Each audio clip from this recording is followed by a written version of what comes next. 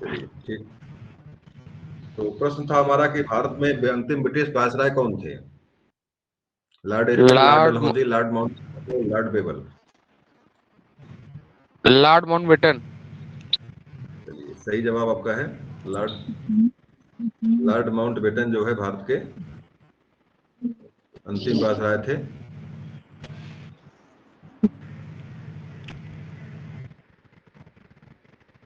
चलिए। Sir screen नहीं दिखाई दे रही है। और किसी को भाई, सबको नहीं दिख रही, किसी और को नहीं दिख रही है, कोई बता दे। नहीं सर, दिख रहा हमको है दिखाई सर। दे रही। दिख रही सर, दिख रही है इसकी। दिख रहा है। यदि किसी प्रॉब्लम होगी तो उसका समाधान हमारे पास नहीं है। अगर किसी एक का प्रॉब्लम होगी तो उसको हम देखा जा सकता है। मेरे में नहीं दिख रही है। दरअसल अगर आपका नहीं दिखने का मतलब है कि दो तीन चीजें होती है। एक, मोबाइल में अगर आपने ओनली ऑडियो कर दिया होगा तभी नहीं दिखेगी आपको। वीडियो पे अगर ओके करिए, हो जाएगा। ओनली ऑडियो कर देंगे तभी दिखाई नहीं पड़ेगा मोबाइल में। आपके मोबाइल में सेटिंग होती है ओनली ऑडियो की, अगर वो कर देंगे तभी दिखाई नहीं पड़ेगी आपको। चलिए। या तो नेटवर्क ना होगा तभी दिखाई नहीं पड़ेगी। जी सर। अगला प्रश्न है, शक संवत का प्रारंभ किस शासक द्वारा किया गया था?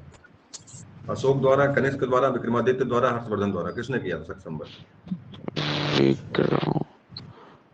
और भारत का सर ऑप्शन। राष्ट्रीय कैलेंडर कनिष्क। है ये। चलिए बिल्कुल सही है। और जानिएगा कि ये जो है कनिष्क जो था, ये कनिष्क जो है मतलब एक शक संवत 78 ईस्वी में चला था, 78 ईस्वी में। और भारत का राष्ट्रीय जो भारत का कैलेंडर जो है मुख्य रूप से शक संवत से ही चलता है। जो भारत का जो कैलेंडर, जो भारत का कैलेंडर स्वीकार किया गया है, परीक्षा में कई बार पूछा गया है कि भारत का कैलेंडर का क्या आना, किसके आधार पर चलता है, का जवाब का शक संवत है। उसे इस कैलेंडर के साथ साथ ग्रेगोरियन कैलेंडर को भी स्वीकार किया गया है। अच्छा बताओ, भारत के इस कैलेंडर का पहला महीना कौन सा होता है? चैत्र। चैत होता है। और मार्च से स्टार्ट हिंदी में। होता है, स्टार्ट होता है मार्च से, मार्च महीने से स्टार्ट जी होता है वो। जी जी। और पहला महीना हमारा होता है, और 22 22 21 22 में डेट में जो शुरू होता है वो 21 22 मार्च को जो है, किसी 21 में किसी में 22 में। फरवरी वाली समस्या आती हुई है, तो किसी में 21 में किसी में 22 में स्टार्ट होता है वो। तो आपका पहला जो नया वर्ष हम लोगों का होता है 21 या 22 मार्च को होता है। और चैत हमारा पहला महीना है। चैत, आषाढ़, जेठ, आषाढ़, चैत। कैसे भाई, हमको याद भूल भी गया हम लोगों को। जनवरी फरवरी के चक्कर में। सर चलिए। हम चैत, लोग तो चैत, बैसाख, ज्येष्ठ, आषाढ़, सावन, भादो, कुआर, कार्तिक, अगहन, पूस, माघ, फागुन। चलिए बहुत बढ़िया। चलिए अगला प्रश्न आपका है, भारतीय संविधान की 8वीं अनुसूची में कितनी भाषाएं हैं? लैंग्वेज कितनी 22 है भाषा। 8वीं? 22 भाषाएं। चलिए बहुत बढ़िया। अभी 22 भाषाएं आपकी हैं उसमें। 22 भाषाएं आपकी हैं, बिल्कुल सही है। और ये भी जानिएगा कि भाषाओं में एक उसमें हिंदी में पूछता है कभी कि कितनी, हिंदी में कितनी बोलियां हैं। बहुत बार प्रश्न आया हुआ है, मेरे इस बार परीक्षा में प्रश्न आप लोगों के स्टेट वालों में आया था ये, कितनी बोलियां हैं? तो हिंदी भाषा 18। में कितनी बोलियां हैं? 18। 18 इसका जवाब बिल्कुल सही है आपका, 18 बोलियां हैं। जी, और हिंदी भाषा का उल्लेख अनुच्छेद 343 में किया गया है। बिल्कुल 343 से लेकर 352 तक हुआ है। जी। 343 मत याद रखिएगा। 343 से लेकर ओके। 352 तक, 352 तक जो हिंदी भाषा का उल्लेख है। और 343वें भाषा में लिखा हुआ है कि भारत की भाषा जो है हिंदी हो गई, इसकी लिपि देवनागरी होगी। अगर लिपि की ही बात करता है कि लिपि का उल्लेख किस अनुच्छेद में है हिंदी भाषा के, तो आपका 343 अनुच्छेद है, उसी में लिखा हुआ है भारत की भाषा हिंदी होगी और इसकी लिपि जो है देवनागरी होगी। तो देवनागरी हिंदी की लिपि कौन सी देवनागरी है? अच्छा बताइए, पंजाबी की लिपि क्या है? पंजाबी की गुरुमुखी। गुरमुखी है। उर्दू की लिपि क्या है? खरोष्ठी। गधे वाले। चलिए ठीक है। संस्कृत की लिपि क्या है? संस्कृत की पाली। पाली। ब्राह्मी। ब्राह्मी है संस्कृत की लिपि, ब्राह्मी है। उसे जो है कि देवनागरी लिपि में वो भी लिखी जाती है। और जब आपने पाली की बात किया तो पाली लिपि नहीं, कोई पाली भाषा है। भाषा। जी जी, नेपाल में, नेपाल में पाली शायद लिपि चलता है ना नहीं, सर। नहीं नहीं नहीं नहीं। आपके बौद्ध धर्म की भाषा जो है, आपके पूरे बौद्ध ग्रंथ जो भी लिखे हुए पाली भाषा में लिखे हुए हैं। अच्छा अच्छा, मतलब ओके सर। बौद्ध ग्रंथ की बौद्ध है साहित्य की भाषा पाली है, और जैन साहित्य की भाषा आपकी प्रकृति है। ये भी याद रखिएगा, जैसे परीक्षा में प्रश्न कोई पूछ ले आपसे, अगर जैन साहित्य की भाषा क्या है, प्रकृति है, और बौद्ध धर्म की प्राकृत भाषा जो है पाली है, पाली है। पाली। और ये भी जानिएगा कि जो मुगल थे, मुगलों की राज की भाषा क्या थी? मुगलों की राज की भाषा फारसी। फारसी थी, फारसी थी। ये बताइए गुप्त वंश की राज की भाषा क्या थी? गुप्त वंश की संस्कृत थी, संस्कृत। तो कुछ विशेष चीजें आप विशेष जगह पे याद रखेंगे तो आगे धीरे धीरे जो है आपका जो है शब्दकोश बढ़ता जाएगा। अगला है, भारतीय संविधान के नीति निर्देशक तत्वों का स्रोत किस देश से लिया गया है? तो नीति तत्व कहाँ से लिए गए? ये तत्व कहाँ से लिए गए? नीति तत्व कहाँ से लिए गए? आयरलैंड।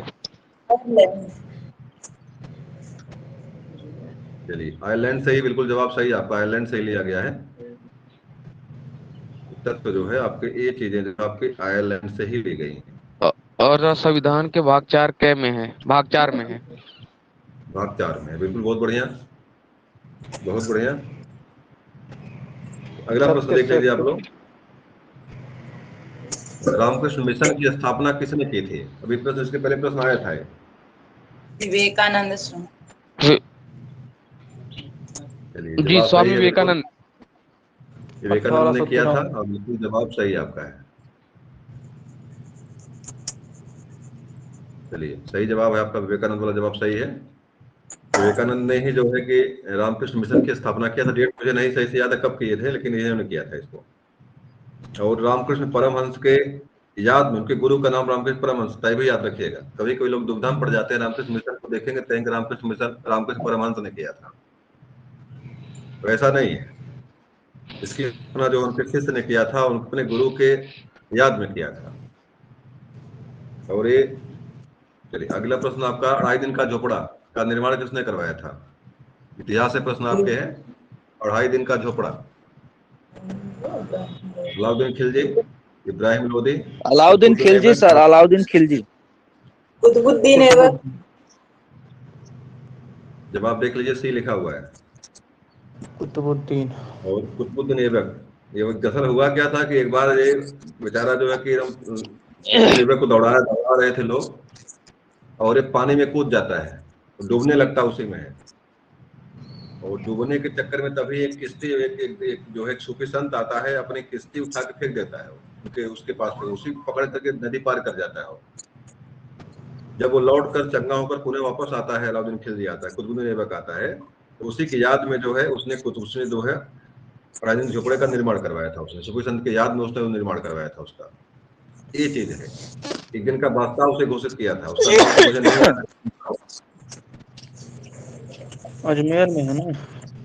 अजमेर में है। निम्नलिखित में से कौन सा प्रत्यक्ष कर है? आयकर, उत्पादन कर, बिक्री कर, सीमा शुल्क। प्रत्यक्ष कर में कौन है?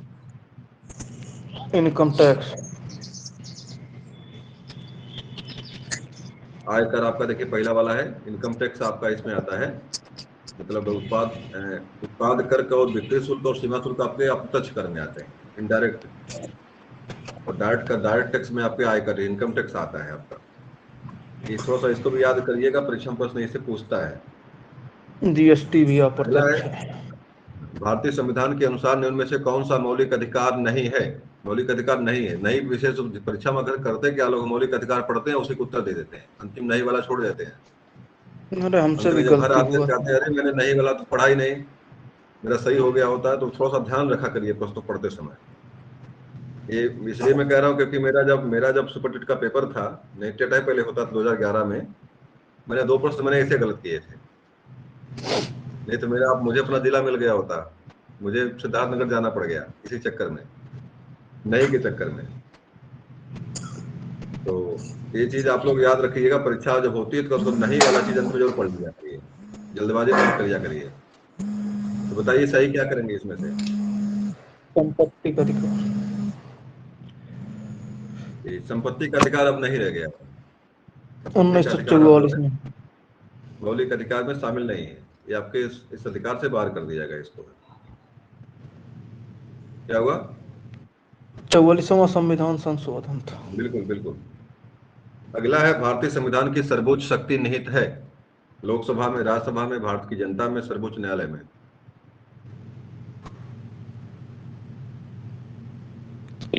भाई किसमें नहीं है?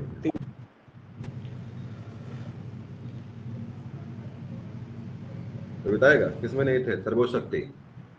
जनता का, जनता के द्वारा शासन है। गवर्नमेंट, अच्छा, हाँ। लोग क्या नाम है, democracy is the government for the people by the people, और इस तरह करके उसमें अब्राहम लिंकन की परिभाषा है। और अंतिम सत्ता जो होती है लोकतंत्र की, जनता के हाथ में ही होती है। जवाब देखिए, सही लिखा हुआ है। लोकतंत्र की अंतिम सर्वोच्च शक्ति जो होती है, जनता जब चाहे उखाड़ फेंक दे उनको। 5 साल में नंबर उनका आएगा, भाई 5 साल जो करना हो कर लो। अब आप लोगों का नंबर आने वाला है। अपनी शक्ति को आप लोग पहचानिए और देश को बचाइए। नहीं तो आगे बचेगा नहीं कुछ। कौन सा कथन सत्य है? तो बताइए भाई, से सत्य कौन सा है? भारतीय संविधान एकल नागरिकता प्रदान करता है। भारतीय संविधान दोहरी नागरिकता प्रदान करता है। भारतीय संविधान एकल और दोहरी दोनों नागरिकता प्रदान करता है। इसमें से कोई नहीं। Option A. ऑप्शन ए सही करेंगे। भारतीय संविधान जो है एकल नागरिकता जो है प्रदान करता है। दोहरी नागरिकता आपके जो है कि वहां पे है, अमेरिका में है। एक राज्य की नागरिकता होती है, उसमें स्टेट पुनः जो है देश की नागरिकता होती है। तो भारत का बताओ, भारत का नागरिकता कहाँ से ली गई, किस देश से ली गई है? नागरिक वाला किस देश से ली गई है? ये ब्रिटेन से ली हुई है। नागरिकता जो ब्रिटेन से ली हुई है। इसमें से कौन सा हिंदी मुहावरा इसका अर्थ है नुकसान पहुंचाना या धोखा देना? तेल लगाना, कत्था लगाना, रंग लगाना, चूना लगाना। चूना लगाना। लोग कहते चूना लगा गया हमको। ये जब कहीं फंसते हैं तो क्या कहते चूना लगा गया। इसका मतलब क्या हो गया? हमको धोखा दे करके वो नुकसान करके चला गया वो। तो इसका जो डी वाला सही आपका होगा। अगला है प्रश्न 3 है। चलिए तो छोड़िए, तो अब आपको गणित का सवाल आ गया। गणित वाले में हाथ लगाएंगे नहीं, इसको आप लोग देखिएगा। एक आयत की लंबाई और चौड़ाई क्रम से 14 मीटर। चलिए भी वही आ गया। बराबर। चलिए अगला प्रश्न यहाँ पे है। चलिए ये प्रश्न बता दीजिए। भारतीय अनुच्छेद संविधान के 23। किस अनुच्छेद के तहत कारखाने, खनन या किसी खतरनाक उद्योग में 14 वर्ष से कम उम्र के बच्चों को काम पर, तो 14 वर्ष से कम उम्र के बच्चों को किसमें जो है प्रतिबंधित किया गया है? किस अनुच्छेद के तहत? मतलब काम नहीं करवा सकते उनसे आप।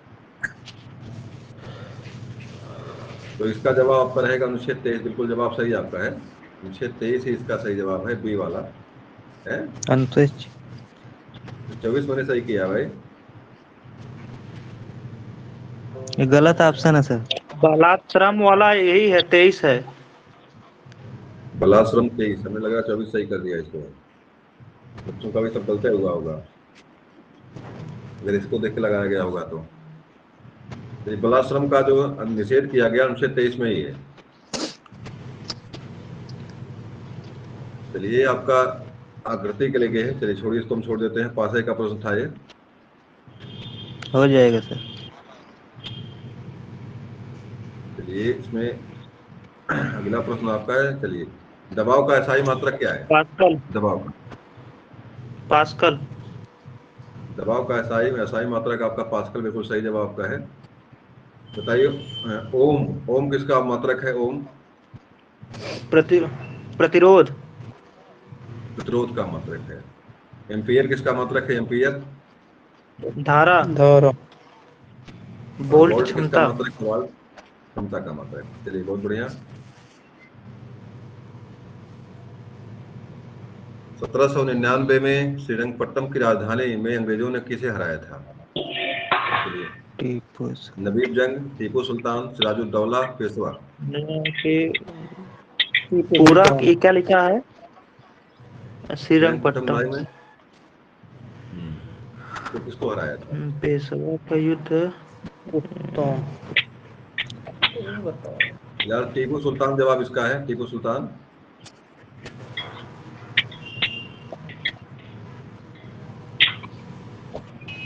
इसका जवाब टीपू सुल्तान है,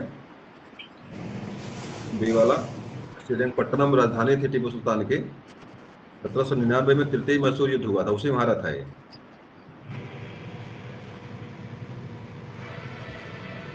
अगला प्रश्न है, गुरु नानक देव सिख धर्म के प्रवर्तक का जन्म कहाँ पे हुआ था? अमृतसर में, आनंदपुर में, तलवंडी में, पटना साहिब में?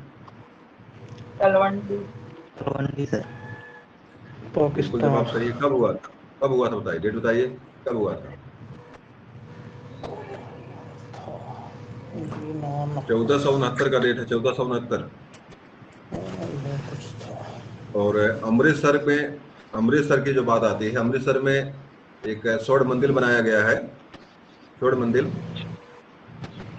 इसीलिए उसी स्वर्ण मंदिर में जो है वो एक मतलब अमृतसर एक तालाब का नाम है, अमृतसर उसी के नाम से एक शहर बसा है पंजाब में, और उसी तालाब में जो है स्वर्ण मंदिर का निर्माण किया गया। परीक्षा में कई बार पूछा है कि स्वर्ण मंदिर बनवाया किसने था, उसकी नींव किसने रखी थी, तो बताएगा? स्वर्ण मंदिर की नींव रखने वाला कौन था? चौथे गुरु अर्जुन देव। मुझे भी सही से याद नहीं, इसको देख लीजिएगा आप लोग, परीक्षा में पूछता है। अगला आ जाइए। अवध के स्वायत्त राज्य का संस्थापक कौन था? मतलब अवध में स्वतंत्र राज्य की स्थापना किसने किया था?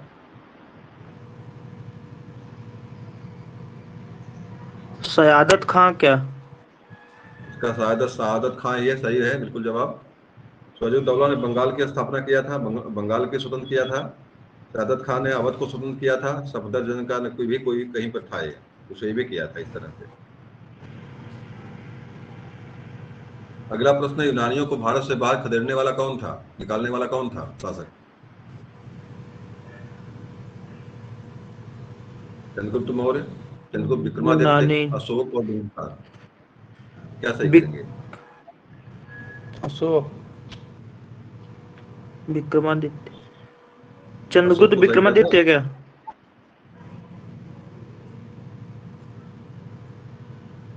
और कोई बताए भाई, अशोक है कि कोई और है? सही बताइए। चंद्रगुप्त विक्रमादित्य क्या? पहली बार विदेशी रानी से विवाह किसने किया था? हेलेना से। हेलेना वो तो शादी एक करने ही वाला कौन? चंद्रगुप्त किया था। इसी ने भगाया था, मार के भगाया था इन लोगों को यहाँ से। चंद्रगुप्त हेलेना मौर्य ही है टिकेटस जो की पुत्री। सेल्यूकस बाकी लोगों को भगाया था यहाँ से। तो चंद्रगुप्त विक्रमादित्य का नाम अशोक का नाम कहाँ से आ गया इसमें? चंद्रगुप्त मौर्य ने ही जो है सिकंदर के जो उसका सेनापति था सेल्यूकस, उसी को उसने यहाँ से पराजित करता है। तो उसकी बहन से लड़की शादी करता है। और क्या नाम है जो दरबार में उसके इतिहासकार है, इंडिका के लेखक कौन है? मेगास्थनीज। मेगास्थनीज। परीक्षा में बार बार पूछता है मेगास्थनीज पुस्तक का नाम पूछता है, जानिएगा क्या नाम उसका? इंडिका नाम। इंडिका। और ये हारने के बाद ही, जो भारत को हारने के बाद ही तो उसकी पुत्री से शादी किया, कन्या से शादी किया था। मतलब इसका जवाब क्या रहेगा आपका? इसका जवाब ए है, चंद्रगुप्त मौर्य ने ही प्रथम बार जो यूनानियों को भारत से निकाला था। सिकंदर का आक्रमण कब हुआ था? सिकंदर का आक्रमण कब हुआ था? 326 खैबर दर्रा से प्रवेश किया था। 326 का डेट है। 305 में सेल्यूकस का आक्रमण हुआ था, इसमें हारा था वो। और 326 में तब चंद्रगुप्त जो पढ़ रहा था तक्षशिला में, उसमें उसका आमना सामना हुआ था उससे जो है, लेकिन वहां से भाग निकला था ये, भाग निकला था। बाद में जो सेल्यूकस को हराता है और भारत में अपनी मजबूत करता है नींव। अगला प्रश्न है, चंद्रगुप्त के शासन विस्तार में किसने मुख्य रूप से मदद की थी? उमागुप्त, सुधोधन, चाणक्य, शूद्रक? चाणक्य। चाणक्य जवाब सही है, तो जवाब चाणक्य सही है। अगला है, मुद्रा राक्षस का लेखक निम्न में से कौन है? भास, कालिदास, विशाखदत्त, अश्वघोष? मुद्रा राक्षस कालिदास। विशाख दत्त। और कोई? विशाख कोई दत्त। जवाब? इसका जवाब है विशाख दत्त। इसका जवाब विशाख दत्त है। चंद्रगुप्त के शासन विस्तार में, चलिए प्रश्न वही 2 बार रिपीट हो गया लग रहा है। रिपीट नहीं हुआ है, बैठ में आ ही गया। अगला प्रश्न है, नालंदा विश्वविद्यालय में किस विदेशी यात्री ने अध्ययन नहीं किया था? युवान चुआंग ने, धर्मा स्वामी ने, सिंह ने, इब्न बतूता ने?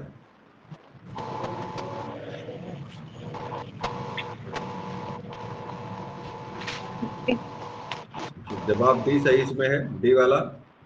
इब्न बतूता मोरक्को का निवासी था। ये मोरक्को का निवासी था और मोहम्मद गजनी, क्या नाम था उसका, मोहम्मद तुगलक, पागल बादशाह का कुछ दिन बीच में काजी बना करके बना था ये इब्न बतूता। और इसकी पुस्तक का नाम है रहेला। ये परीक्षा में याद रखिएगा, रहेला परीक्षा में कई बार पूछा है, जिसने पुस्तक कौन से लिखा है। इसका पुस्तक का नाम है रहेला।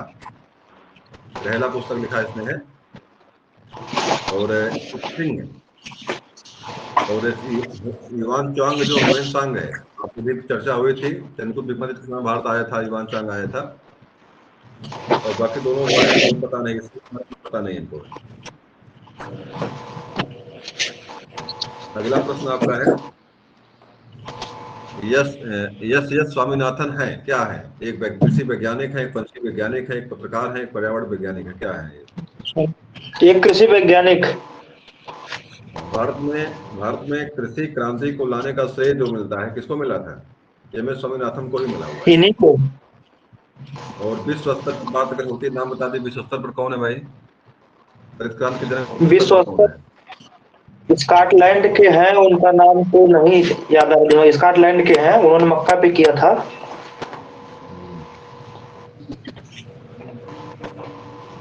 नाम हमको भी नहीं याद आ रहा है, बड़ा अच्छा नाम है। चलिए भी याद आके बताएंगे, आपको याद नहीं आ रहा है। नारलाग बोरलाग नाम उसका है। Normal Borlaug. नॉर्मल बोरलाग नाम, नॉर्मल बोरलाग। विश्व स्तर पर जो कृषि क्रांति में नंबर 1 योगदान, दोनों चीजें याद रखना आपको है। कभी कभी बेटा कृषि क्रांति के जनक कौन है, तो दोनों नाम देगा नहीं, नाम उसमें एक रहेगा, इनका रहेगा या उनका रहेगा, या दोनों देगा, दोनों सही कर लीजिएगा। विकल्प जैसा हिसाब से आप। अगला है, मैंग्रोव वन कहाँ पाए जाते हैं? मैंग्रोव वन कहाँ पाए जाते हैं? विभिन्न पर्वतीय क्षेत्र में, थार मरुस्थल में, ज्वार भाटा प्रभावित तटों में, उच्च हिमालयी क्षेत्र में, कहाँ मिलते हैं ज्वार मैंग्रोव वन?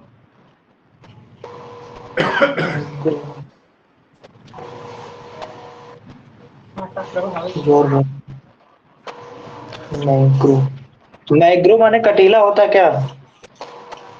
अरे इसके बारे में कई बार चर्चा हमने किया है। सबसे अधिक मैंग्रोव वन पश्चिम बंगाल के सुंदरबन डेल्टा में है।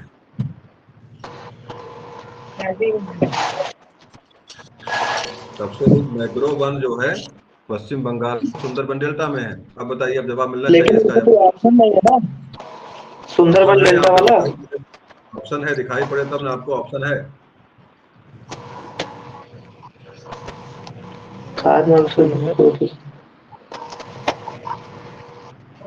देखिए यहाँ पे लिखा हुआ है ज्वार भाटा प्रभावित तटों में।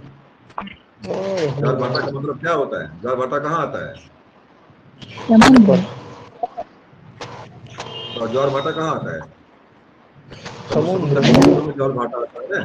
जहाँ पर ज्वार भाटा मतलब जहाँ पे समुद्र का पानी पहुंचता है। तो आपका सुंदरबन डेल्टा समुद्र के तट पर ही तो है, विश्व का सबसे बड़ा डेल्टा है।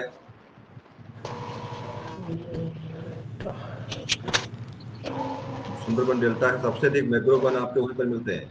तो मैंग्रोव वन को जो है समुद्र तट रक्षक के नाम से जाना जाता है।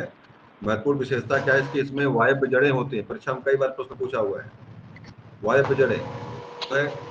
इसमें ये पौधे जो है अपने जड़ों से सांस लेते हैं। जड़ें इनके ऊपर उठी हुई होती हैं, पानी के ऊपर अपनी जड़ों से श्वसन क्रिया पूरी करते हैं लोग।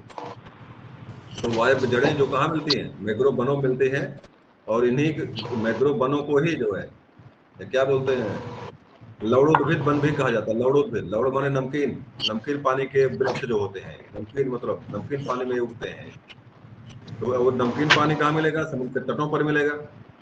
और ठार वाले मरुस्थल की बात जो यहाँ पे है तो मरुद्भिद पौधे मिलते हैं, मरुद्भिद जीरोफाइटा वाले पौधे मिलते हैं। तो इस तरह से इन चीजों को आपको जानना है, समझना है इसको चीजों को।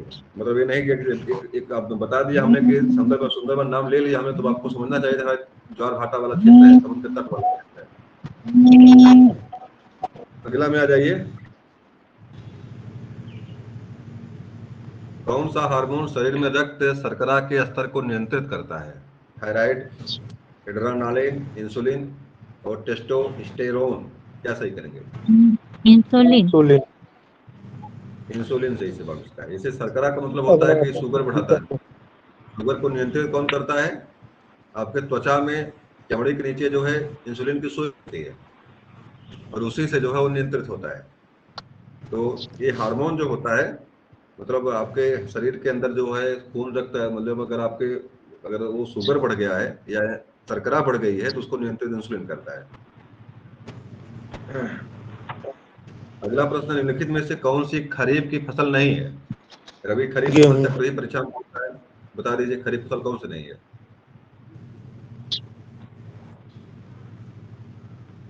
गेहूं। ये प्रश्न सब इम्पोर्टेंट है। अगर आपको लोगों को कम से कम ऐसे प्रश्न आपकी परीक्षा में आते हैं, अब आएंगे प्रश्न, इससे बाहर कुछ नहीं आता है। तो बता दीजिए सही क्या है इसका? गेहूं। गेहूं रबी की गेहूं सर। गेहूं रबी की है और बाकी फसलें जो है खरीफ की है। बाजरा, ज्वार और धान जो है ये खरीफ की फसल है और गेहूं आपकी क्या रबी की फसल है। तो रबी के साथ जो है जैसे मटर हुआ, गेहूं हुआ, चना हुआ, ये सारी जो मतलब जो गेहूं के साथ बोई जाती है वो आपके रबी में आती है, और जो धान के साथ बोई वो आपके जो है खरीफ में आता है। बाकी इसके बीच में जो बोई जाती है वो है आपके जो है इसमें आता है रबी खरीफ और जायद में आता है। जैसे जैसे आपकी ककड़ी, तरबूज, खरबूज, ये सारी फसलें जो होती है जायद में आपके आती है, जायद में आती है, गर्मी वाली फसलें जो होती है। और टाइम इसकी याद कर लीजिए, कब से कब तक कौन कौन किस डेट में बोई जाती है, किस समय बोने का समय क्या है। जैसे अक्टूबर से नवंबर में रबी बोई जाती है, गर्मी में मार्च से अप्रैल में बीच में जो है आपको उसको बोते हैं, क्या बोलते हैं, जायद को बोते हैं। बीच वाले टाइम जो होती है ये आपकी रबी की होती है। थोड़ा सा इसको भी डेट को भी याद रखिएगा। मई जून में आपके जो है कि खरीफ, क्या नाम है, खरीफ वाली बोई जाती है। ये परीक्षा में डेट भी पूछता है। मानव शरीर में आरबीसी का क्या कार्य है? आरबीसी कौन सा काम करती है? बताइए, जवाब दीजिए।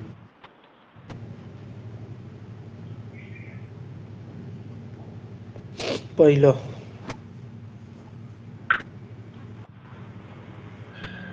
और कोई बताए?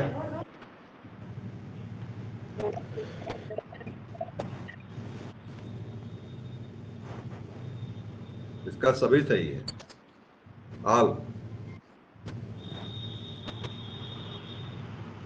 इसका जवाब क्या आपका है? आल है इसका। सब सही, सभी प्रश्न इसके, सभी उत्तर सही इसके हैं। डी वाला देखिए इसका जवाब है, डी वाला।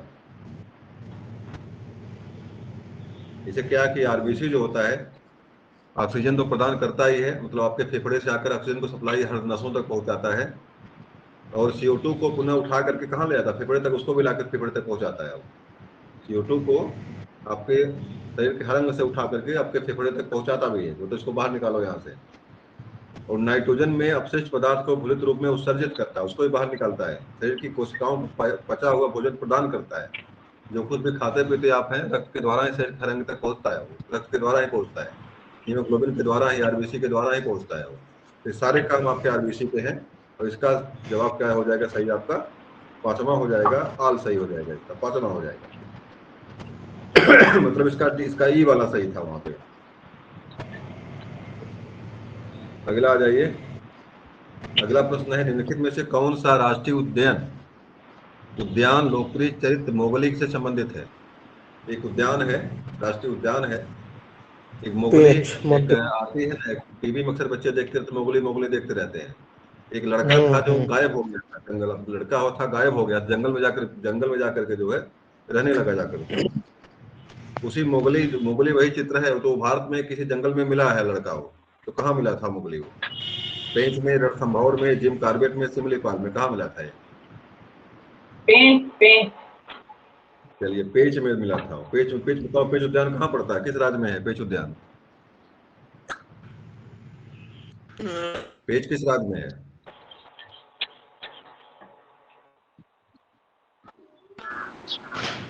पेच महाराष्ट्र में है।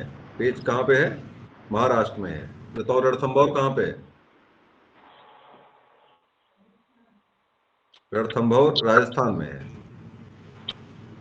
और जिम कार्बेट कहाँ पे है? जिम कार्बेट, मेरी आवाज नहीं आ रही क्या आप लोगों तक? आ रही है। मेरी आवाज?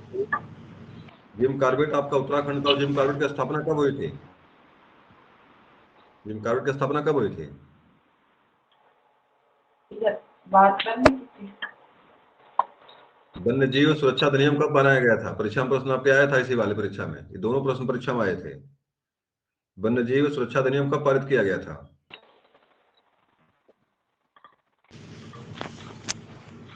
उन्नीस सौ 1973 में जिम कार्बेट की स्थापना हुई थी। प्रथम बार टाइगर प्रोजेक्ट जो है जिम कार्बेट उत्तराखंड में बनाया गया था ये। अच्छा बताओ सिमलीपाल कहाँ पे है? सिमलीपाल ये कहाँ पड़ता है? सिमलीपाल कहाँ पड़ता है, किस राज्य में है ये? उड़ीसा। उड़ीसा में। बहुत बढ़िया। चलिए अगला प्रश्न आपका है यहाँ पे, अभिज्ञान शकुंतलम में कितने अंक हैं? संस्कृत से प्रश्न है ये, कितने अंक इसमें है? 7 अंक है, बिल्कुल सही है।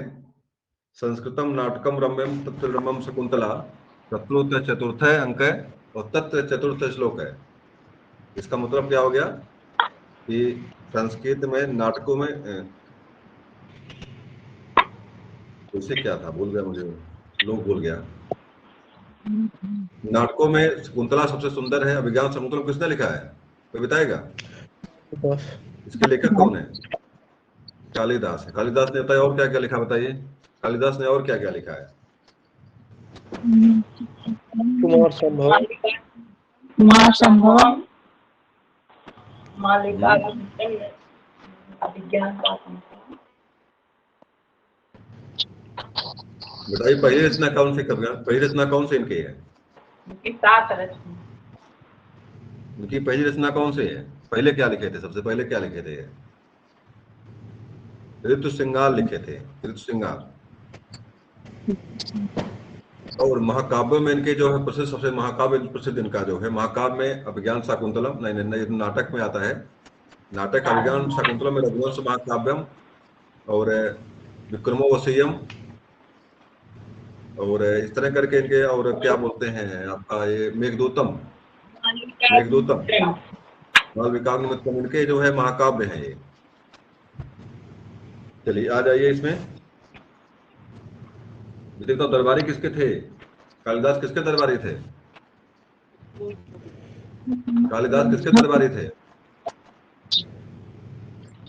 चंद्रगुप्त विक्रमादित्य गुप्त वंश के दरबारी थे। अगला प्रश्न है पृच्छात पत्राणि पतन्ति में पृच्छात में कौन सी विभक्ति है? पंचमी। पंचमी, द्वितीया, चतुर्थी, पंचमी, द्वितीया। चलिए पंचमी बिल्कुल सही है। सूत्र कौन से, किस सूत्र से हुआ है सूत्र बताइए? ध्रुवम पाए अपादानम, ध्रुवम पाए अपादानम, अपादाने पंचमी। ये आपके वृक्षात पत्राण पतंत मतलब वृक्ष से पत्ता गिरता है जिससे जब कोई अलग जब होता है, जहां से कोई चीज अलग होती है, जिससे अलग होती है वहां पे पंचमी लगती है। गंगा हिमालयात निर्गच्छन्ति, तो इसमें कौन सूत्र से बनेगा ये? पंचमी जितने भी लगे किस सूत्र से बनेगा ये? गंगा हिमालयात निर्गच्छन्ति, सूत्र कौन सा लगेगा इसमें?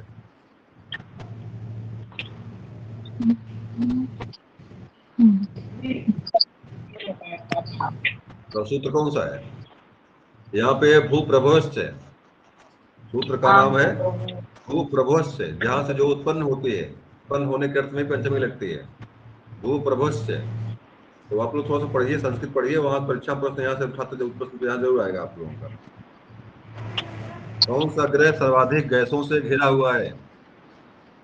Venus, Varun, Uranus, Shani.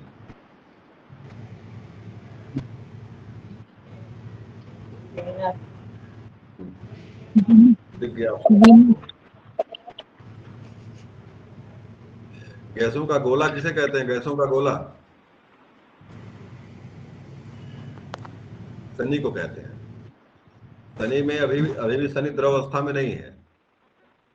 8 बलय उसमें मिलती है। परीक्षा में यही पूछता कि 8 बलय किसमें है, किस ग्रह में बलय दिखाई पड़ती हैं, तो शनि का है।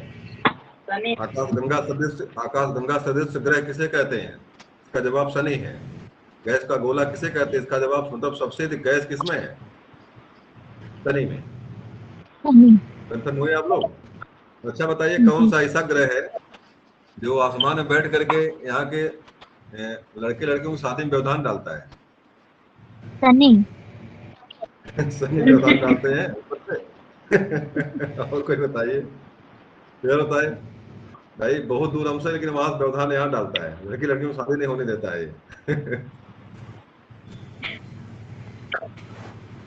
मंगल है, मंगल। हाँ सर। लोग कहते हैं मंगला हो गया है, मंगली है, मंगला मंगली करते हैं लोग। जी इतने सर। बेवकूफ लोग हैं समाज से परे हमारे, मतलब इतना दूर बैठ करके ऊपर से जो है, और धरती के ऊपर बैठ के बंद शादी नहीं होने देगा ये लोगों की। लेकिन फिलहाल दुनिया में क्या करें भैया, तरह तरह के लोग हैं, तरह तरह के लोगों की व्यवस्थाएं हैं। लेकिन हम तो इतना दूर हो करके वहां से जो शादी नहीं होने देगा किसी की, जबकि पत्थर का बना हुआ है। इसके पहले जब तक हम लोग जो है चंद्रमा पर नहीं गए, तो तक हम लगता था कि मामा है, चंदा मामा दूर के लाहे पकौड़ी दूर के, इस तरह से गाना गाते थे लोग। लेकिन जब लोग पहुंचे वहां तक, देखे वहां भी पत्थर, जैसे धरती पत्थर वैसे वहां भी पत्थर है। मंगल पर भी गए लोग, वहां भी पत्थर है, लेकिन तभी भी अभी भी लोग ये मानते हैं कि वो बैठकर ऊपर से जो है हमारे ऊपर जो प्रभाव डालता है। अक्सर रिश्ता आता है, लोग भेजते हैं कि भाई मंगला लड़का ही चाहिए, मंगला लड़की ही चाहिए हमको। अभी भी ये व्यवस्थाएं और व्यवस्थाएं चल रही लगातार है, मतलब इतना शिक्षा होने के बाद भी लोगों के मन में सारी चीजें जो है लगातार चल रही हैं। अगला प्रश्न आपका है, चलिए समाप्त होने वाला है, बहुत जल्दी आगे बढ़ा जाए हम लोग। 103 नंबर का प्रश्न है, इसमें बहुब्रीही समाज को पहचानिए। तो बहुब्रीही समाज किसमें है बताइए? नीलकमल, चंद्रशेखर, दीनानाथ, रामानुज। चंद्रशेखर।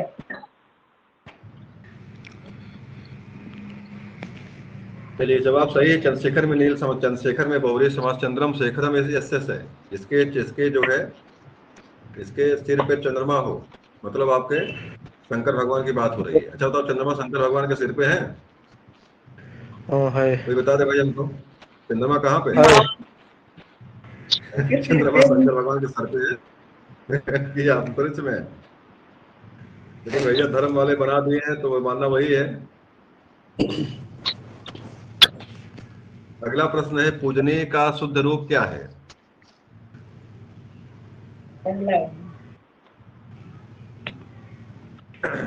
पहला वाला सही, दूसरा वाला सही है, तीसरा वाला इनमें क्या कोई सही है? नहीं, इनमें से कोई कोई नहीं। नहीं।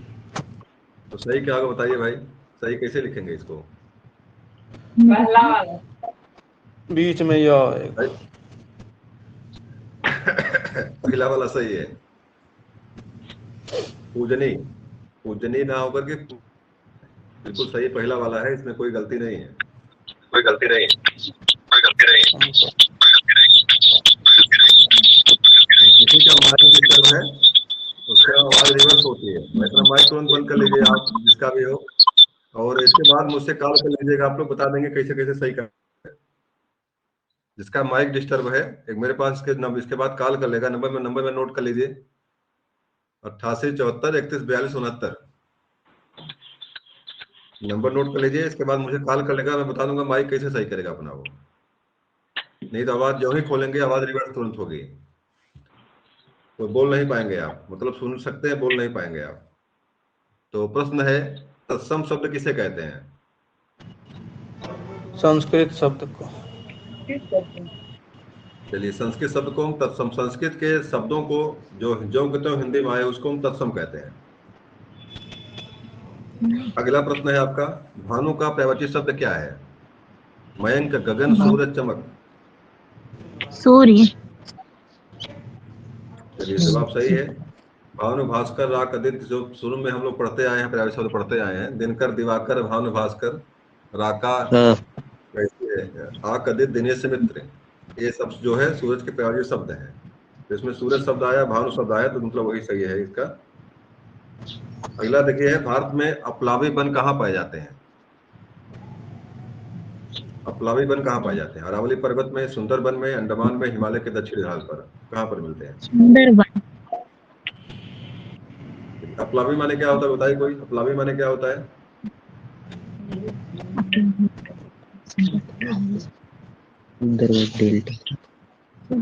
अपलावी माने क्या होता है? चलिए, इसे इसका मतलब होता है बाढ़ से ग्रसित या समुद्री तट पर पाए जाने वाले वन को अपलावी वन कहते हैं। वही आपका सुंदरबन डेल्टा वाला जो क्षेत्र है, जहाँ पर आपके मैंग्रोव वन उगते हैं, जहाँ पर आपके जो है कि क्या नाम है, लड़ोद्भिल उगते हैं, वही अपलावी वन भी वही आपका है, वही आपका सही। भारत में कितने राज्य तटरेखा से लगे हुए हैं? 9 राज्य, 7 राज्य, 10 राज्य? किसको सही करेंगे? 7 राज्य। और कोई? 8 राज्य। 9 राज्य है भाई, इसका जवाब 9 राज्य है। 9 राज्य तटरेखा पर स्थित है। इसका गणना किया जाए तो आपका गुजरात है, पुणे आपका गुजरात है, महाराष्ट्र है, इधर आपका कर्नाटक है, नहीं क्या नाम है, कर्नाटक भी छपा हुआ है, कर्नाटक है, इधर आपका केरल है, इधर आपका जो तमिलनाडु है, पुणे आपका, इधर आपका आ जाएंगे तो आंध्र प्रदेश आ जाएगा, इधर आपका उड़ीसा आ जाएगा, और पुणे आपका जो है क्या कहते हैं, उड़ीसा के बाद जो है आपका पश्चिम बंगाल। तो मिला जुला कर 9 राज्य हैं। कुछ राज्यों का नाम इसमें छूट गया होगा मुझसे। 9 राज्य मिला सब 9 राज्य हैं आपके, जो तट रेखा वाले हैं, जो समुद्र के तट पर स्थित हैं।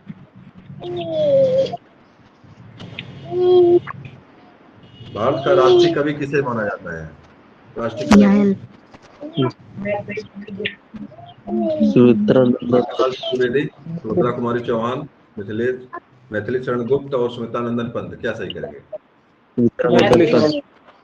मित्रानंदन पंत। गलत है आप लोगों का जवाब, सही दीजिए। मैथिली शरण गुप्त।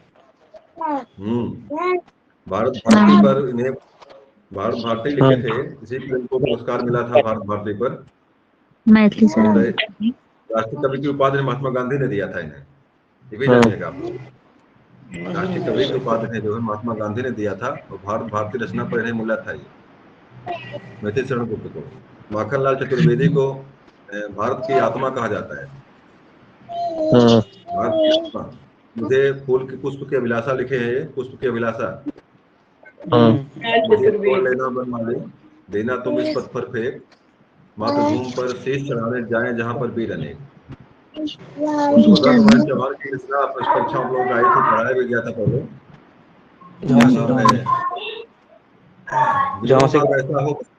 वीरों का कैसा हो बसंत, अब इसी परीक्षा आया था। बताया था मैंने कि सुभद्रा कुमारी चौहान नहीं लिखा इसको है, वीरों का कैसा हो बसंत। इसका कौन है? सुभद्रा कुमारी चौहान। आपका झांसी की रानी यही लिखी है, क्या बोलते हैं, झांसी की रानी। और इनकी रचनाएं कई ठो हैं, मुझे याद नहीं आ रहा इसमें है कुमारी चौहान की। चलिए आगे आ जाइए। स्मित्रानंदन पंत है। स्मित्रानंदन पंत को छायावाद का आधार स्तंभ के रूप में जाना जाता है। 4 स्तंभ थे, उसमें से एक स्मित्रानंदन पंत भी थे। गुंजन है, बहुत सारी रचनाएं लिखा है, पीड़ा है, युगायतन है, ये सारी रचनाएं स्मित्रानंदन पंत के हैं। भारत का सुकुमार कवि के नाम से प्रसिद्ध है। भारत का सुकुमार कवि की उपाधि है। 11 नंबर का प्रश्न आपका है, रंगोली किस भारतीय राज्य की प्रमुख लोक चित्रकारी है? गुजरात की, राजस्थान की, बिहार की, महाराष्ट्र की? किसको सही करेंगे? बिहार।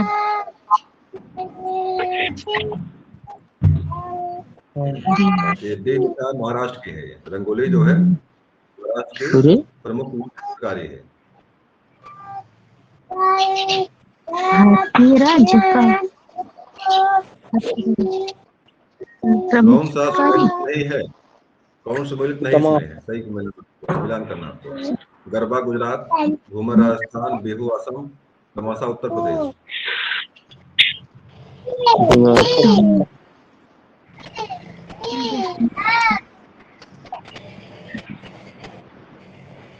तो क्या सही करेंगे आप लोग? इसमें कौन सही नहीं है? डी। चलिए, जवाब सही आपका है, डी वाला ही सही है। तमाशा यूपी का नहीं है, शायद ये राजस्थान का है तमाशा। तो देखना पड़ेगा तमाशा कहाँ का है, तमाशा यूपी का नहीं है ये। और गरबा गुजरात का ही है, गरबा नृत्य करते लोग वहाँ पे हैं। घूमर जो है राजस्थान का है। अभी जो एक फिल्म आई थी, पद्मावती फिल्म जो आई थी, घूमर घूमर करके पूरा नृत्य उसमें था। और बिहू असम का है।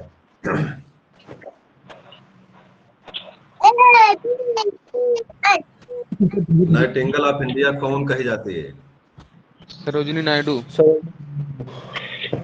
बहुत बढ़िया जवाब, बिल्कुल जवाब सही आपका है। नाइटिंगेल ऑफ इंडिया, तो भारत की बुलबुल के नाम से प्रसिद्ध है सरोजिनी नायडू। और इन्हें जो है नाइटिंगेल ऑफ इंडिया कहा जाता है, बिल्कुल सही है। हाँ बोलो सही। अगला प्रश्न है, भारत में किस शहर किस स्थान पर कुंभ मेला का आयोजन नहीं होता है? कुंभ कहाँ नहीं लगता है? द्वारिका। नासिक में, द्वारिका। द्वारिका में, उज्जैन। द्वारिका। चलिए, जवाब बिल्कुल सही है। 4 जगह आयोजन होता है कुंभ का, इसमें एक जगह द्वारिका ऐसा जहाँ नहीं होता है। सही बचता है, छूटा क्या इसमें? कहाँ पे और होना चाहिए? हरिद्वार। हरिद्वार। बिल्कुल। तो नदी का नाम बताइए। नासिक में नदी कौन सी है जिसमें तट मेला लगता है? नासिक में नदी कौन सी है? गोदावरी। चलिए, जवाब सही आपका है, गंगा बड़ी गोदावरी। मतलब आपकी गोदावरी नदी आपके महाराष्ट्र में बहती है। नासिक के तट पर जो मेला लगता है वही गोदावरी नदी है, बिल्कुल सही है। प्रयाग में कौन सी नदी है? संगम। गंगा या यमुना? गंगा यमुना का संगम वहां पे है। उज्जैन बताओ, उज्जैन में नदी कौन सी है? उज्जैन में क्षिप्रा है। क्षिप्रा। बताओ आपके जो है कि हरिद्वार में नदी कौन सी? हरिद्वार में नदी कौन सी है हरिद्वार में? यमुना। गंगा। गंगा गंगा बहती है वहां पे, हरिद्वार में गंगा है। राजघाट किस महापुरुष की समाधि स्थल है? राजघाट किसकी समाधि स्थल है? महात्मा गांधी। महात्मा गांधी, बिल्कुल सही है। राजघाट महात्मा गांधी की समाधि स्थल है। बाकी सबका हमें याद नहीं है।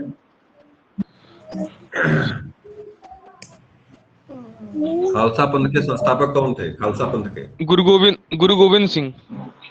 बिल्कुल सही है, पहला वाला सही है। 10वें गुरु थे और 4 चीज किए थे। 4 ककाल लाए थे, कड़ा, कंघा, केस और कृपाल। सिखों को उन्होंने निर्वात कर लिया था कि आप कंघा मतलब केस रखेंगे, हाथ में कड़ा पहनेंगे, तलवार रखेंगे, और एक और था कोई इसमें कोई, याद नहीं आ रहा क्या चीज था। कतार में 4 चीज उन्होंने लागू किया था उन्होंने। और कड़ा, कंघा था, एक कंघा था। कंघा कहाँ लगाते पता है मुझे इसके बारे में? सर जो ऑप्शन सत्य उसको थोड़ा हाईलाइट कर दीजिएगा। गुरु गोविंद सिंह इसमें है भाई, गुरु गोविंद सिंह जी। गुरु गोविंद सिंह जी जी। अकबर को किसने मारा था? अकबर को मारने वाला कौन था भाई? शेरशाह सूरी, हुमायूं, जहांगीर? स्वाभाविक मृत्यु थी उसकी। अकबर हुमायूं। देखो किसने मारा था? अकबर को किसने नहीं मारा? जी स्वाभाविक मृत्यु उसकी हुई। अकबर स्वाभाविक रूप से मरा था, उसके कोई मारने वाला कोई नहीं था उसको। अकबर जो है, अकबर हुमायूं का पुत्र था।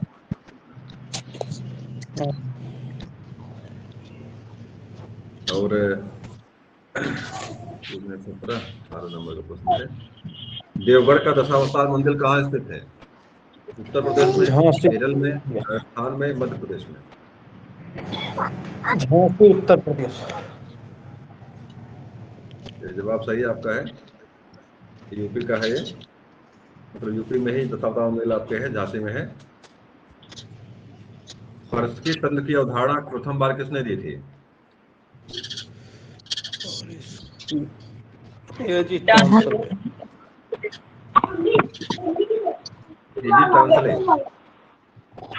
एजी टांसले ने प्रथम बार इसकी उदाहरण दिया था, एजी टांसले जी ने दिया था। चिप्स के थैलों में कौन सी गैस भरी रहती है? नाइट्रोजन। खाते हैं तो गैस होती है नाइट्रोजन। जवाब सही आपका है, नाइट्रोजन है।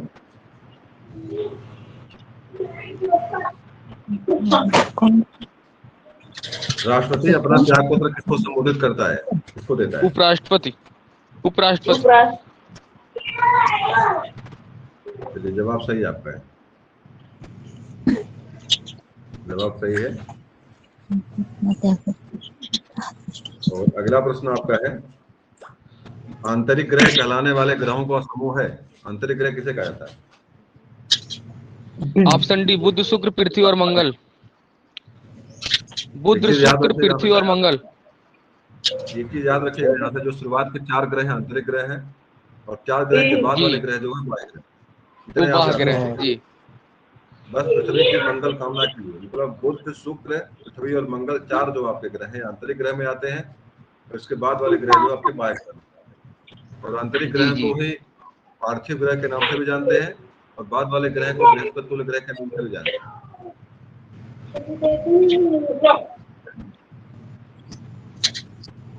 तो सबसे लंबी रात है, सबसे लंबी रात कब होती है? 22 सितंबर को, 21 मार्च को, 21 जून को, 22 दिसंबर को। जहाँ पर आप हैं वहाँ सबसे लंबी रात कब होती है? 22 दिसंबर। तो सूरज किस रेखा पर होता है? 22 दिसंबर को सूरज किस रेखा पर होता है? क्या सर? 22 दिसंबर को सूरज किस रेखा पर होता है? मकर। मकर जी। चलिए बहुत बढ़िया। बताइए कर्क रेखा पर सूरज कब आता है? कर्क रेखा पर 21 जून। इसका मतलब होगा कि सबसे लंबा दिन कब होगा आपका? 21 जून को होगा, 21 जून को होगा। सर उत्तरी गोलार्ध में, सर उत्तरी गोलार्ध में 21 जून को सबसे लंबा होता है, और दक्षिणी गोलार्ध में 22 दिसंबर को। 22 दिसंबर सबसे लंबी है। कर्क रेखा, ध्यान दीजिएगा, कर्क रेखा जो आपकी है ये उत्तरी गोलार्ध के बीच में है, मकर रेखा दक्षिणी गोलार्ध के बीच में है। जी जी। इसीलिए उत्तरी गोलार्ध का दिन सबसे लंबा जब सूरज वहां रहेगा तब होगा जी। सबसे दूर सूरज आपका 22 दिसंबर को रहेगा, तो वहां पर सबसे लंबा दिन हो जाएगा। तो दिन रात बराबर कब पूरे भारत विश्व में होते हैं? दिन रात बराबर कब होते हैं? 22 सितंबर 21 मार्च। 21 मार्च 22 सितंबर। यही दो जो ऊपर लिखा हुआ है, ये 2 डेट जो ऊपर लिखा हुआ है, यही डेट आपके है। 21 मार्च 22 सितंबर। इसी दिन जो है सूरज आपके 2 बार जब क्रॉस करता है ऊपर उत्तर दक्षिण जब जाता है, 2 बार उगता है इस पे आकर के, एक बार 21 मार्च को, एक बार 22 सितंबर को। तो उसी टाइम पे दिन रात क्या होते हैं? नहीं 22 जगह 23 सितंबर है वो, 22 सितंबर लिखा हुआ है यहाँ पे, ये 23 है। 21 मार्च 23 सितंबर को जो है दिन रात जो आपके बराबर होते हैं, पूरे बराबर होते हैं। उस समय भूमध्य रेखा पे रहता है सूर्य। इसीलिए इस रेखा को विषुवत रेखा बोलते हैं। विषुवत मतलब होता है बराबर जी। विषुवत रेखा पर दिन बराबर होने के कारण जो है इस रेखा को विषुव बोलते हैं, विषुवत रेखा बोलते हैं। और विषुव का शाब्दिक अर्थ क्या होता है? बराबर होता है। ये दिमाग में रखिएगा हमेशा आप जो है। अगला प्रश्न है, चलिए तो गणित का प्रश्न आगे छोड़ देता हूं इसको मैं। 2 3 5। भारत सरकार का वित्त विधेयक प्रस्तुत किया जाता है, कहाँ पर प्रस्तुत होता है? उच्च सदन में, निम्न सदन में, रिजर्व बैंक ऑफ इंडिया में, इसमें से कोई नहीं। निम्न सदन में, लोकसभा में। बिल्कुल जवाब सही आपका है। निम्न सदन को ही लोकसभा कहते हैं, निम्न सदन को ही लोकसभा कहते हैं। भारत का जो है कि जो आपका होता है इसका निम्न सदन में ही होता है, उच्च सदन को राज्यसभा कहते हैं। तो निम्न सदन में ही आपका वित्त विधेयक सदन में ही आता है। और इसमें अस्थायी कौन होता है, अस्थायी कौन होता है? उच्च सदन। उच्च अस्थायी होता है, निम्न वाला क्या होता है? अस्थायी होता है। अस्थायी होता है। तो कितने टाइम के लिए चुनाव होता है उच्च सदन में? उच्च सदन के उच्च सदन में चुने जाते हैं। उच्च सदन में 6 साल, उसमें सर प्रति 2 वर्ष, उसमें सर प्रति 2 वर्ष के बाद तिहाई भाग सेवानिवृत्त हो जाते हैं। 2 वर्ष केवल टाइम है, सदन के सदस्यों का टाइमिंग 2 वर्ष के लिए केवल है। जी सर, 2 वर्ष में 2 तिहाई भाग सेवानिवृत्त हो जाएंगे। हाँ हाँ, दो मतलब उसमें 2 वर्ष मानिए आप, 2 वर्ष में चेंजेस होते रहते हैं, 2 वर्ष में बदलते रहते हैं वो लोग।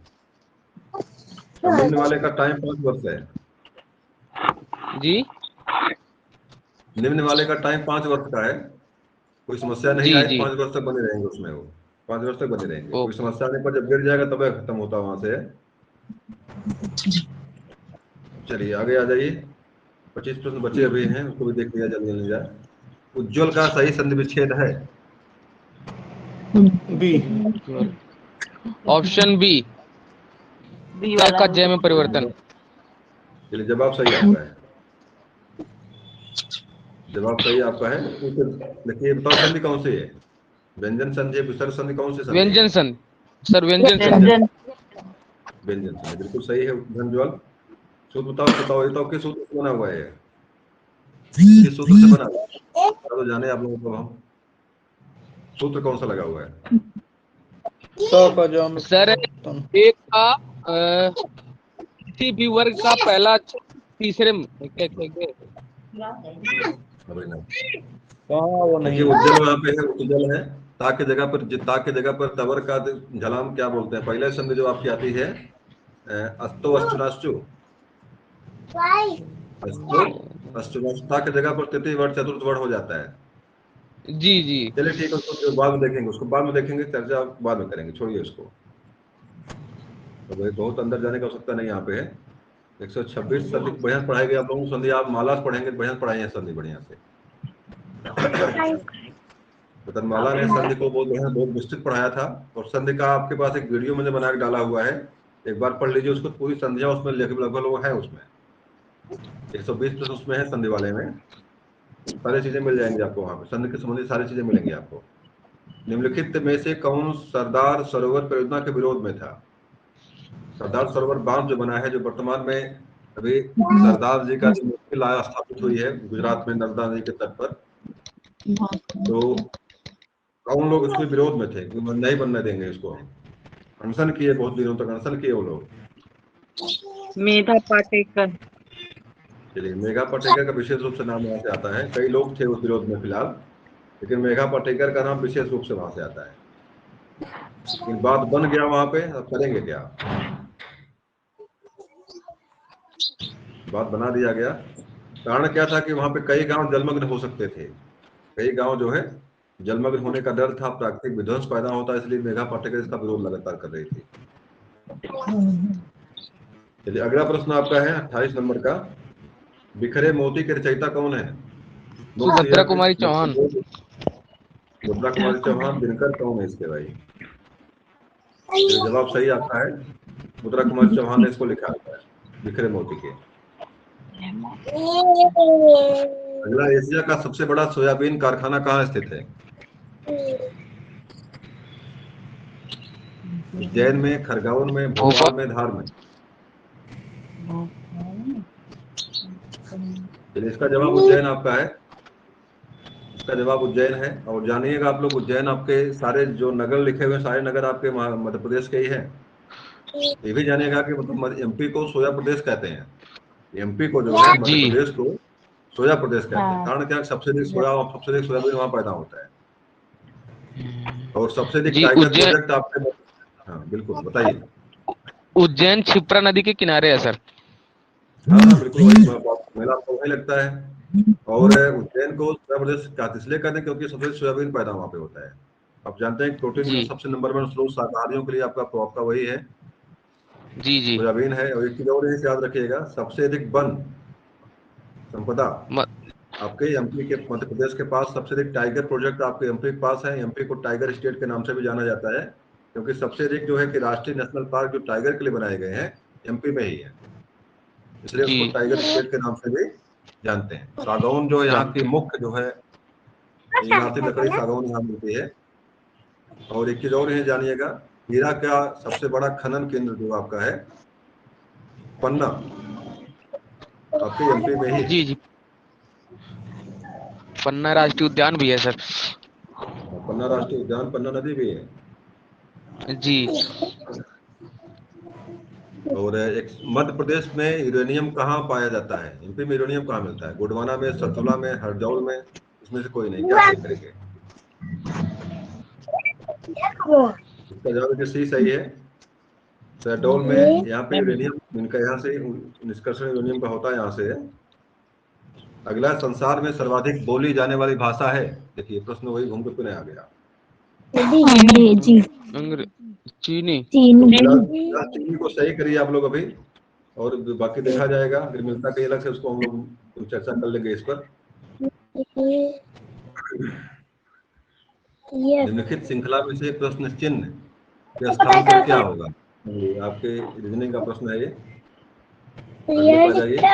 चौरी चौरा किस जिले में स्थित है? देवरिया, गोरखपुर। गोरखपुर। चलिए बिल्कुल सही जवाब आपका। गोरखपुर में कब कांड हुआ था ये? चौरी चौरा कब हुआ था? 1930। 1922। इसी के बाद गांधी जी जो है, गांधी जी स्वयं वापस ले लिए थे जी, असहयोग आंदोलन के। जी 20 में शुरू हुआ था, 2 साल बाद एक कांड हुआ, देवरिया में हुआ था, मतलब उसी गोरखपुर में हुआ था, उसके बाद वापस ले लिए गांधी जी। लोगों ने बड़ा विरोध किया था इसका। इलाहाबाद में 1857 में के संग्राम का नेता था। तो इलाहाबाद जो संग्राम हुआ था उसमें नेता कौन था इलाहाबाद से था? नाना साहब, अजीमुल्लाह, तत्या टोपे, मौलवी लियाकत अली।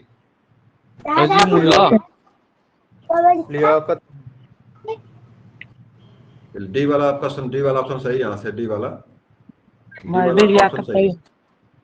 जी, मौलवी लियाकत अली। नाना साहब कानपुर से थे। कानपुर से।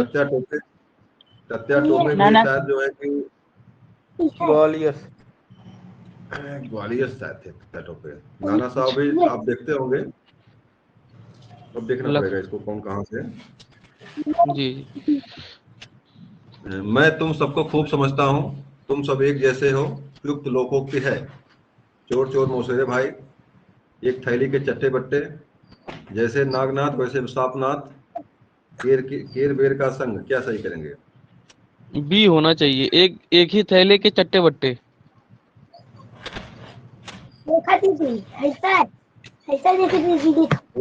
भाई भी सही लग रहा है हमको। जी सर। थैली के चट्टे बट्टे भी सही लग रहा है, दोनों सही लग रहा है इसमें से भाई। जी सब सही। मैं तुमको सब खुद समझता हूँ। ये वाला सही लिखा इसमें है। जी जी, ये वाला सही है, लेकिन फिलहाल जो सही दोनों लग रहे हैं। एक ही थैली के चट्टे बट्टे और मौसरी भाई एक ही प्रकार होता है। जी, दोनों का अर्थ ही लगभग मैच कर रहा है। एक ही है, लेकिन पहला वाला सही किया गया इसमें, पहला वाला सही मानिए आप। चलिए दूसरा दोनों सही, दोनों ऐसे होना चाहिए। जी।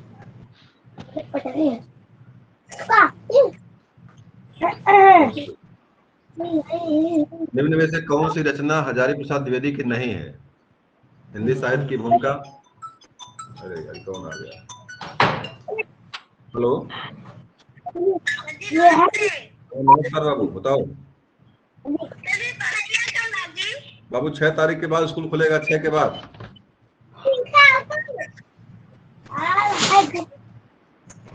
बेचारे परेशान है यार, सरकार बंद स्कूल नहीं खोल रही है। चलिए अगला प्रश्न हमारा है, निम्न में से कौन सी रचना हजारी प्रसाद द्विवेदी की नहीं है? हिंदी साहित्य की भूमिका, हिंदी साहित्य का आदिकाल, हिंदी काल की भूमिका, हिंदी साहित्य का उद्भव एवं विकास। क्या इसमें सही करेंगे? इसमें से एक ऐसा रचना जो उसमें नहीं लिखा उन्होंने। काव्य की भूमिका। ये वाला सही है। चलिए बिल्कुल सही है। रीत काव्य की भूमिका के अलावा सारी रचनाएं इन्हीं की है, हजारी प्रसाद द्विवेदी की है। हिंदी साहित्य का आदिकाल, हिंदी साहित्य का उद्भव विकास, ये तीनों रचनाएं जो है साहित्य की है, तीनों लिखने वाले हजारी प्रसाद द्विवेदी हैं। फुटेज बहुत परीक्षा में पूछता है, और इसके भी लेखक आपके यही है।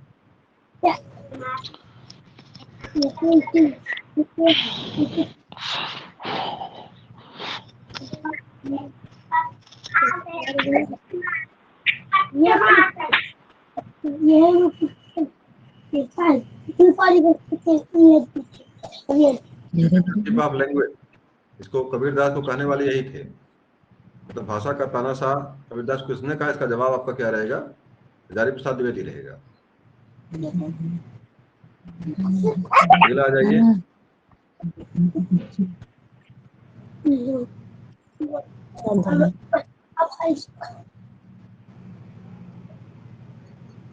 आदिकालीन का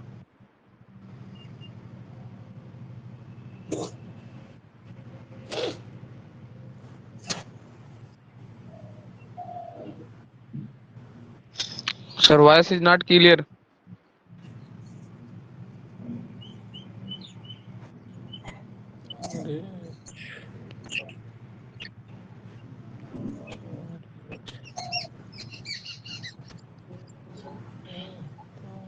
हेलो।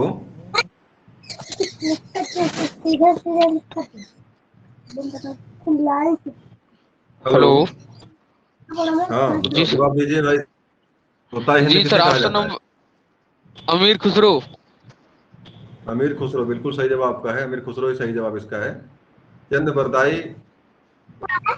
ने दलपत विजय, नरपत लग रहा मॉल। है दलपत विजय में लग रहा है कि रासो काव्य कोई है ये दलपत विजय। नलपति और मॉल का। विद्यापति मिश्र को जो है कि विद्यापति को जो है कि क्या बोलते हैं, मैथिल कोकिल, कई बार प्रश्न आया हुआ है। मैथिल कोकिल के नाम से प्रसिद्ध कौन है? विद्यापति है।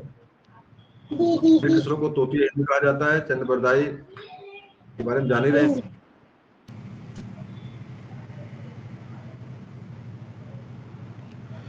स्वयं को तोता हिंद कहलाने वाला आदि कवि जो अमीर, इसमें अमीर खुसरो का जवाब था इसमें सही। बस खत्म हो गया, बस 2 मिनट और रुके रहिए आप लोग। इसका जवाब था, प्रश्न आपका ये था कि किसी डिस्क के निर्माण में जब डेटा डाला जाता है और बाद में उसमें कोई परिवर्तन नहीं होता है तो उसे क्या कहते हैं? इसका जवाब था read read only. Read only है सही जवाब, सही आपका, रीड ओनली सही है। Read only, read only. ये हमारी आकाशगंगा के सबसे नजदीक की आकाशगंगा कौन सी है? ओरियन मिल्की नेबुला, वे। मिल्की वे, लमन अल्फा अल्बाइस और मिल्की वे। एंड्रोमेडा। अरे भाई थोड़ा सा ध्यान से देखिए, प्रश्न एंड्रोमेडा। देखिए ध्यान से, प्रश्न ध्यान से देखिए। एंड्रोमेडा। हमारी आकाशगंगा का नाम मिल्की वे, अपार लेकिन इसके गंगा सबसे हमारा। नजदीक की बात कर, इसके सबसे नजदीक वाली बात कर रहा है, तो इसका जवाब क्या हो जाएगा आपका? एंड्रोमेडा हो जाएगा या एंड्रोमेडा, दोनों जवाब सही है। एंड्रोमेडा इसका सबसे नजदीक की आकाशगंगा पृथ्वी की जो है आपकी एंड्रोमेडा है। इसका जवाब आपका यही सही होगा, एंड्रोमेडा हो जाएगा। आपकी आकाशगंगा का नाम मिल्की वे है, तो दुग्ध मेखला के नाम से भी जानते हैं, इसी को हम गैलेक्सी भी कहते हैं। बात ना करिए बेटा, आप लोग बात ना करिए। शनि ग्रह का सबसे बड़ा उपग्रह कौन सा है? शनि ग्रह का सबसे बड़ा गैनीमेड। उपग्रह कौन सा नहीं नहीं, गैनीमेड नहीं। Titan Titan. है? बिल्कुल जवाब सही आपका है, टाइटन इसका है। और गैनीमेडा जो है ये बृहस्पति का सबसे बड़ा गैनीमेड उपग्रह है। बृहस्पति का है। जी, बृहस्पति का बृहस्पति सबसे का बड़ा। सौर मंडल का सबसे बड़ा उपग्रह भी गैनीमेडा ही है। और बृहस्पति का सबसे बड़ा उपग्रह है। सबसे छोटा उपग्रह डिमोस, नीचे लिखा सबसे सबसे छोटा जी उपग्रह का डिमोस है। डिमोस के जो उपग्रह उसके मंगल पे है। सर, बताओ आवाज आ रहा है थोड़ा। आवाज। बच्चे अपना आवाज बंद कर लें,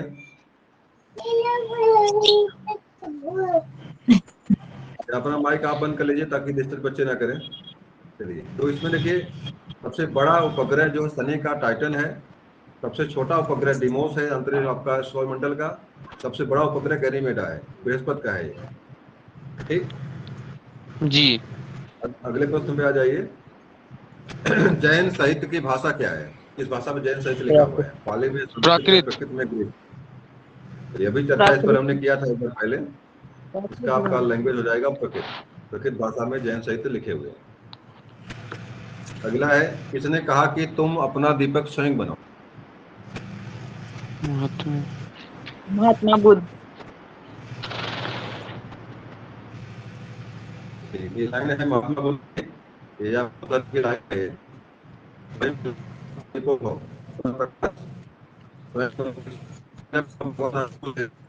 या अपना लाइफ अपना कर्म स्वयं करेंगे जब आप, तभी कुछ मिलेगा। ये जो लाइन किसकी है? ये तो ये मुख्य बात जो आपका है, या महात्मा बुद्ध है। शून्यवाद संप्रदाय के जन शून्यवाद के, हसन नाक से पशुबंद और नागार्जुन। आवाज कंफर्म नहीं है। इसके लिखे हाँ, बता दीजिए इसके बारे में। हिंदी को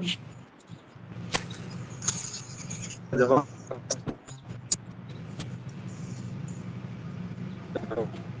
नहीं, वो खिसक नहीं रहा है, वो ही पड़ा है।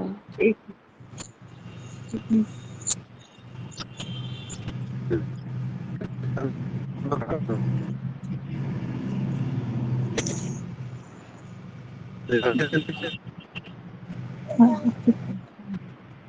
नहीं, ठीक नहीं।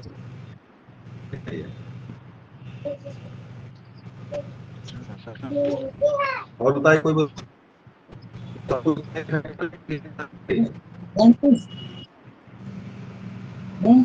महावीर स्वामी।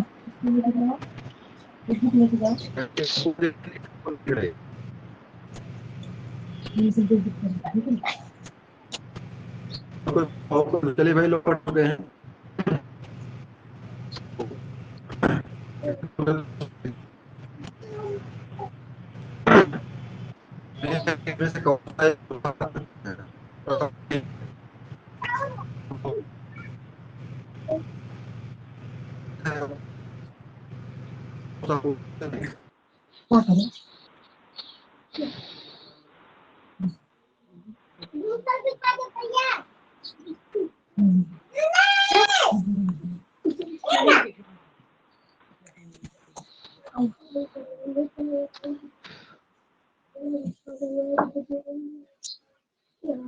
क्वेश्चन नहीं दिख रहा सर।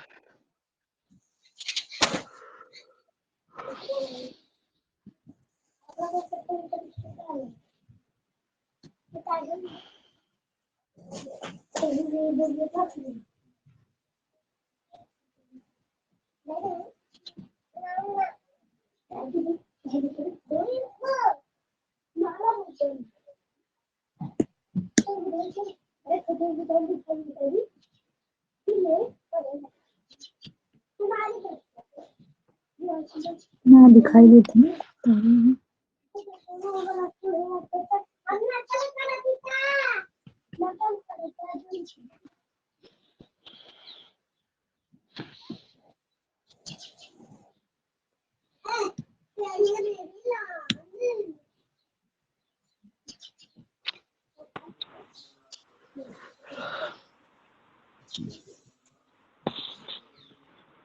सर क्वेश्चन नहीं दिखाई दे रहा है।